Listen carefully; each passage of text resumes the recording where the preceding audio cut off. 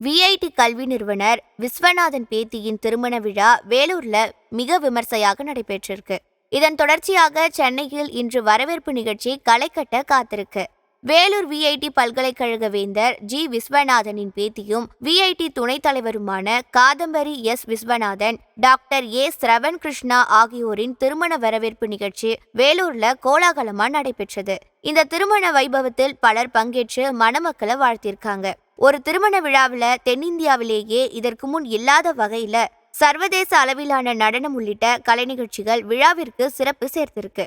இதன் அடுத்த நிகழ்வாக சென்னையில இன்று திருமண தம்பதியருக்கு மிக பிரம்மாண்டமான வரவேற்பு நிகழ்ச்சி நடைபெற இருக்கு. காதம்பரி விஸ்வநாதன், டாக்டர் ஏ சிரவன் கிருஷ்ணா தம்பதியரை வாழ்த்த ஏராளமானோர் வருகை தர இருக்காங்க.